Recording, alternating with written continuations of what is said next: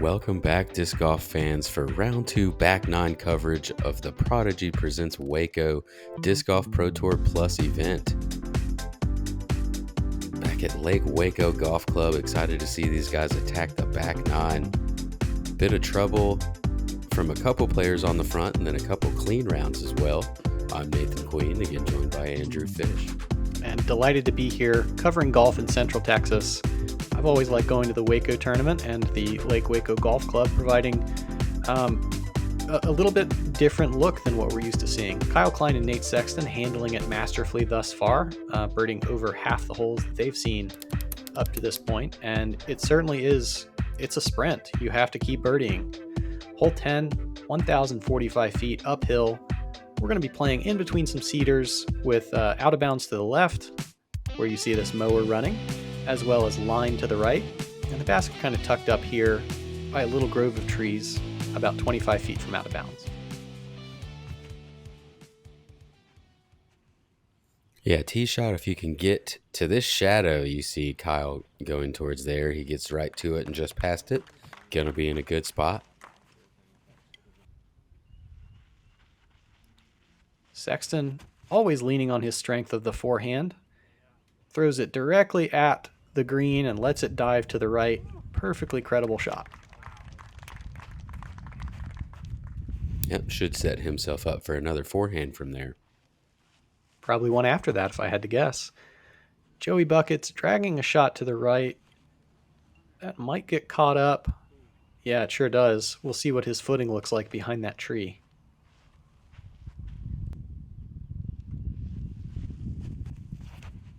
And shapes well for Ezra's shot, that low driven. Looks like he's gotten this one a bit turned over, though. He's going to catch that same tree as Joey. And now having to go stand still on an uphill shot, still about 700 feet from the basket, less than ideal. Makes some decent headway, but going to have to throw a full shot into the green instead of being able to chip, which is how you would script the shot. Yeah, you see the difference in hitting the center of a tree and hitting the branches of the tree. Ezra still has the run up, able to throw what he wants to. Catching some late stuff on the right. Still going to be a little shorter than you'd like, I believe. Klein with a good flip up with a neutral disc.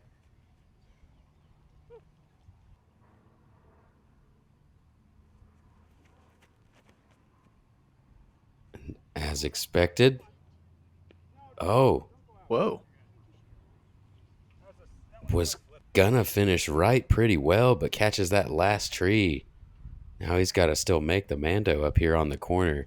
Pretty far back. Oh. Just like he planned it. Yeah, we can give him that birdie graphic for sure.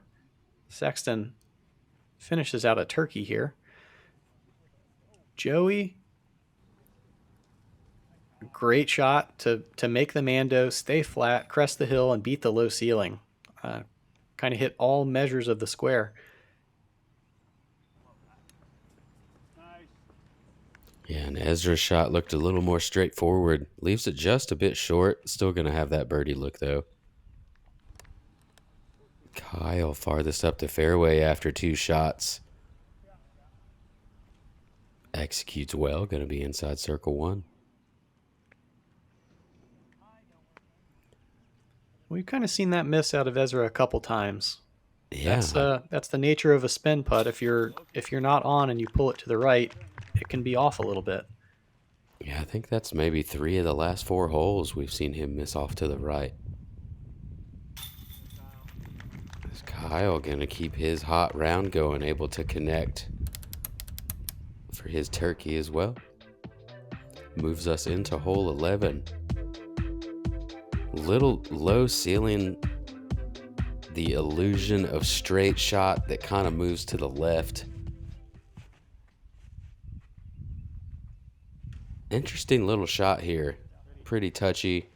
Definitely want to throw a backhand. Oh.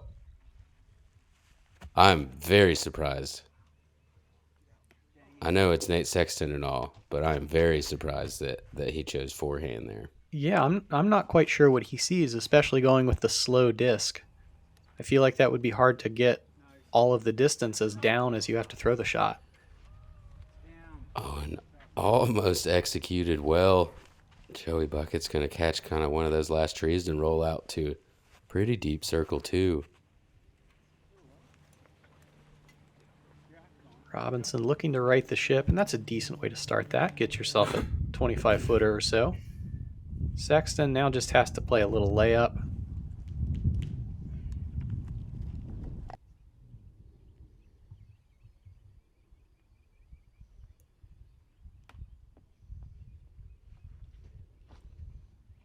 And not much good happening from far out there for Joey Anderson.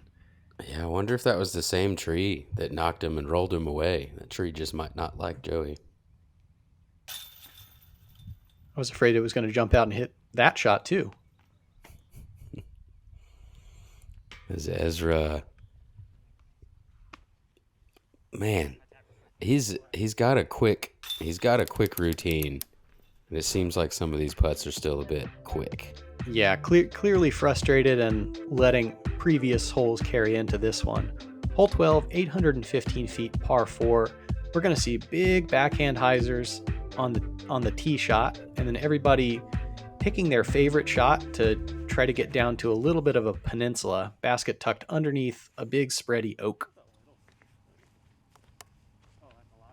Yeah, this is an interesting tee shot. You've got kind of that OB all the way down the right side that you drift away from with this backhand hyzer. So the more you test it, the closer you're going to be for your approach shot. But usually with the downhillness of the second shot, no matter where you are, you should be able to attack the pin.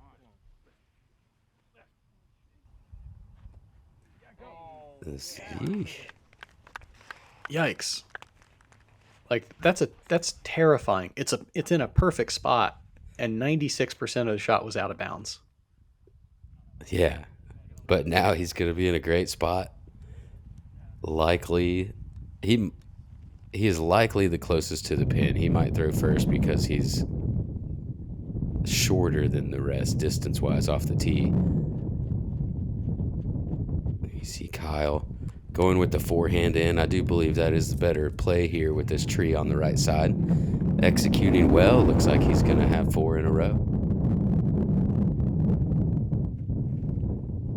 Sexton also to the forehand, and note we're starting to see more wind, some black cap. Wow, Sexton. Oh, boy. Right when I'm trying to tell you that conditions are getting worse, Sexton telling you he wants to keep playing. Yeah, bring in the Eagles, man. Because we've got 2 parked for birdie now. Ezra going with the backhand. I come up just a little bit short. Gonna try to correct his putting woes here. But that's the last spot you want to be after you've struggled with your putt on several holes in a row. A little bit of a dud skip there for Joey Buckets. Also out there around 40 feet or so.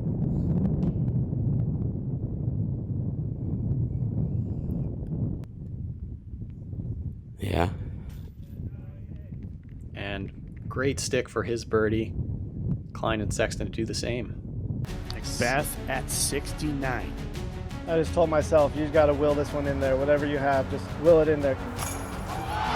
This man is unbelievable. This is what athletes live for. This is the moment.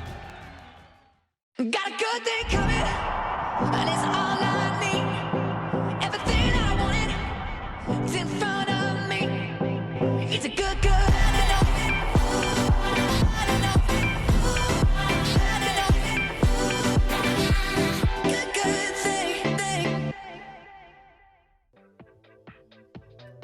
On to hole 13, 608-foot par 4. Pretty tight gap off of the tee, where you'd really just like to stay as straight as you can. Depending on where you're able to land for the second shot, it's kind of a tricky approach shot. You've got some baskets in front of, some trees in front of the basket. They guard it pretty well. if you don't throw low or go over top of them, which is pretty difficult to do.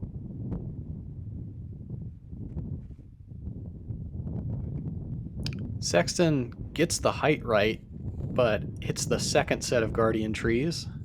Gonna leave himself at, I don't know, 550 or so. Yeah, and with how tight this gap is, it's fairly difficult to get a lot of distance or comfortably get a lot of distance off of this tee shot. Yeah, and you don't want to be throwing a fast disc that could run left or right out of bounds. Yeah, OB left, very easy to kick in off of this tee if you miss the gap.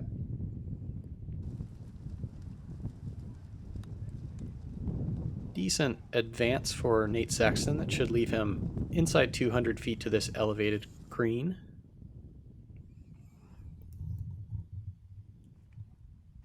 Yeah, just a tricky green to approach. As Kyle with the worm burner all the way there. 5-pack now. Keeping it rolling. That's like when you're skipping rocks with your buddies and you throw one just so perfectly that it's not clear how many skips you got, whether it's 14 or 50. Yeah, and we saw Joey try to follow that same line there, but ended up just a little bit short up on that knoll in front of the basket.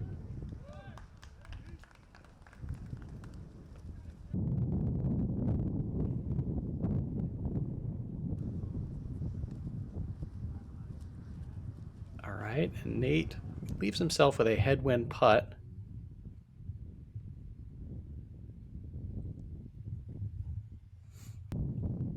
A little wrist spin up and down for par from Ezra, as Joey doesn't want much to do with that.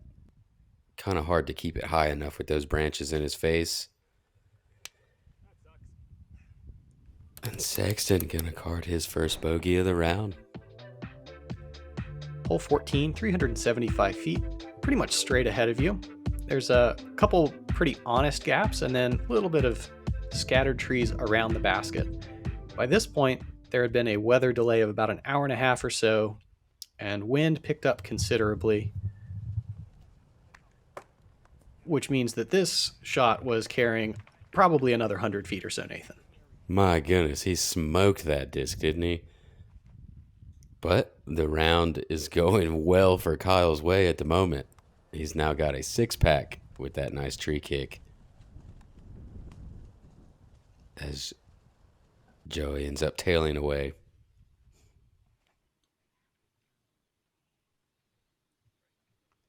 The cross tail picks up Ezra Robinson's shot also.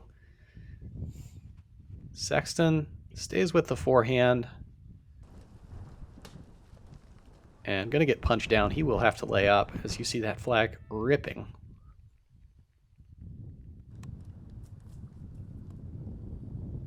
Yeah, nice up and down again there from Ezra. Not a hole, again, that you really want the up and down on, but once you have it, you want to put it close.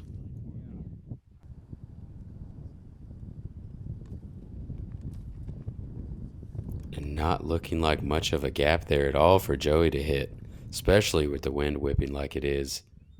Gonna leave himself another difficult putt here, but able to connect for par. Yeah, that's huge for his round because he's made some decent progress after some early struggles. Moves us back to the opposite direction, hole 15, 430 feet. Kind of a low ceiling, I think, off of the tee with this tree here, and then you've got to carry that OB ball golf green as well. Playing pretty difficult today. If I had to guess, Kyle knew what he had in the bank, had watched other groups throw this, and said, I don't have a reason to try to attack. Yeah, such a smart play. Because once you do carry this ball golf green, there is OB long as well. And Joey's going to roll around one of the stakes and come back inbounds, it looks like.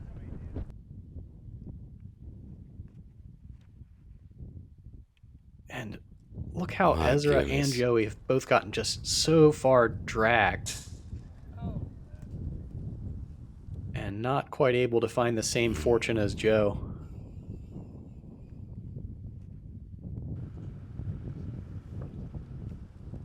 Yeah, and it looks like Sexton also taking some medicine there. Saw those shots and realized it's not worth going for it. Let's try to get this par. And the rare backhand Firebird approach out of Nate Sexton. Man, did you see the wind hold that? That was pretty cool. Just held it to the right. Kind of like that. You saw it bouncing off to the right again.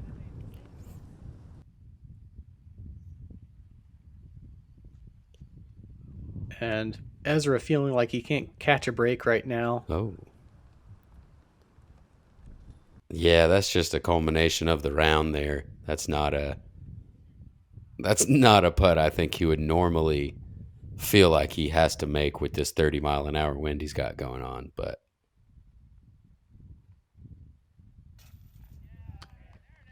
Joey continuing the good par cleanup. We went from very, very scoreable conditions when we started into ripping wind everywhere. Hole 16, 450 feet, par 3. Really the only mistake you can make is throwing your disc into the out-of-bounds right side. Going to be pretty difficult to reach all the way up there to the green. So ensure that you have something overstable enough to finish hard.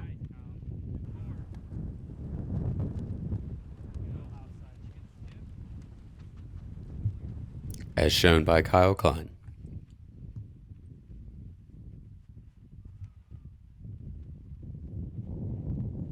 Anderson going to do roughly the same. Kind of heads toward a cluster of trees in the middle, but not really an issue.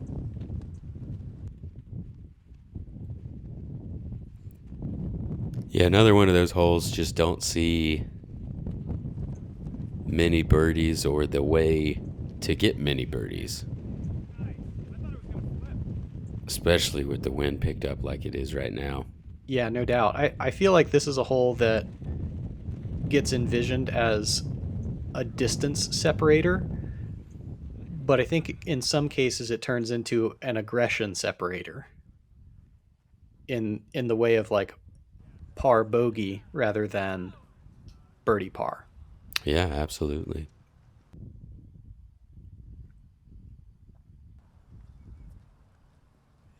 Good little chip from Nate Sexton. He will par. Yeah, a couple pars so far, and barring a throw-in, I imagine we'll see 4 pars here as we've got the third one wrapped up, and doesn't look real aggressive from Kyle there. He's also going to get up and down for the par. Moves us into hole 17, 395 feet, kind of out here on a peninsula by the water, up on a knoll that very easy to roll away. Low wind shouldn't be too much of an issue, but with the wind like it is, you never know what's going to happen, and you see Kyle's disc bounce up and down there immediately out of his hand, going to end up OB. Group after group was doing this, where the first person would step up and throw what they thought was a good shot that just would sink, would never fight back to the left. And the way you kind of had to play this was aim at the middle of the ball golf green, and your disc will continue pushing to the right. Yeah, Joey threw a great shot. Almost ends up on that ball golf green. As Sexton almost catching some of that roll. Going to be inside circle 1.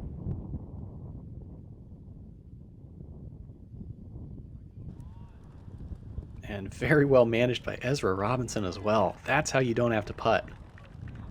Yeah, beautiful shot as we'll take a look at that one again. Getting a bit of a wind, or a few wind bounces there, and then that left to right strong wind at the end going to keep him right there at the pin. So Kyle, not crossing, going to elect to re-tee rather than move forward 60 feet or so to the edge. And works out for him to be inside circle 1. Scary bogey putt.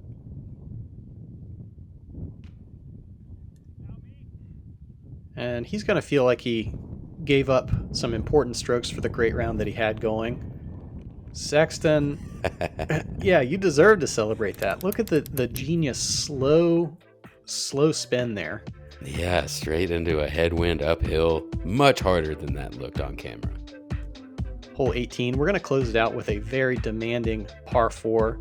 You're kind of teeing out of a hole through a gap. 840 feet later, you arrive at the basket, kind of tucked into a cluster of trees. Difficult to get enough off of the tee to set yourself up with a manageable second to get a birdie. Yeah, have to get very aggressive off of this low ceiling, small gap, OB right tee shot here. Sexton trying to find a different gap over there. Looks like he's able to manage that. Not far enough to attack the pin, I don't believe.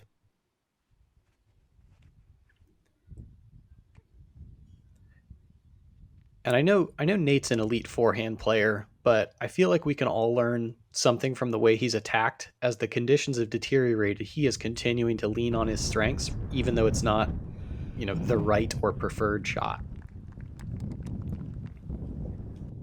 And Kyle able to get a pretty good push out there. May be able to attack the pin. Still quite a long ways. Full swing from Ezra. That's going to leave him around 200, 250 into the green.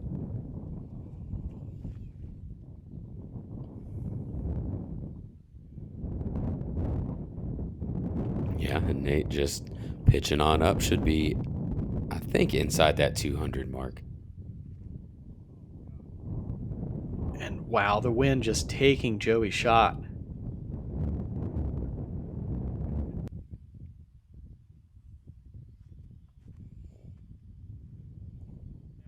Kyle with a big forehand.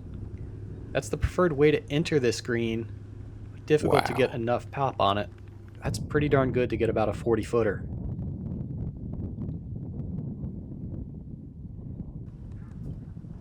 You see it getting pretty dark out here after that long delay now also.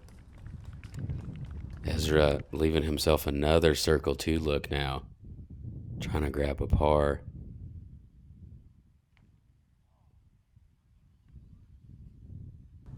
Joey has found another row of trees.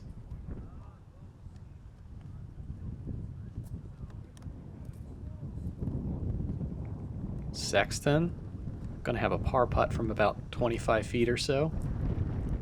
Something to note here on 16 and 18, even these short approaches, everybody's throwing with like full tight spin, even if the disc is moving slowly. So critical in the wind. See Kyle trying to give that one a little birdie bid, but does leave it close enough. He should be able to clean up his par. Ezra gonna finish his round with another bogey as Sexton tries to clean up one more par.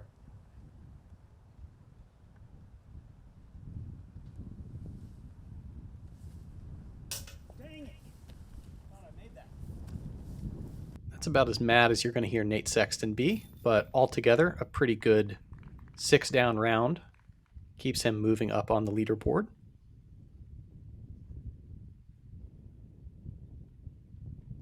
Yep.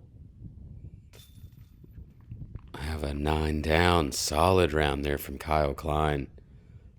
Hole 17 biting him late. I'm sure he'll be thinking about that, but still, what a round.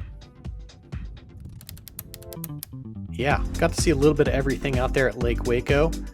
Kyle, the highlight, and really like seeing 3 birdies on hole 17, even as difficult as we were talking it up to be. And Kyle jumps all the way into a solo lead as we move back to round 3 at the Beast course. Yeah, gonna be excited to watch some new players attack over here at the typical course we see for Waco, the Beast. Thank you guys for joining us here on Gatekeeper Media. Make sure you show up and tune in for round 3 coverage. For Andrew Fish, I'm Nathan Queen. We'll see you guys out there.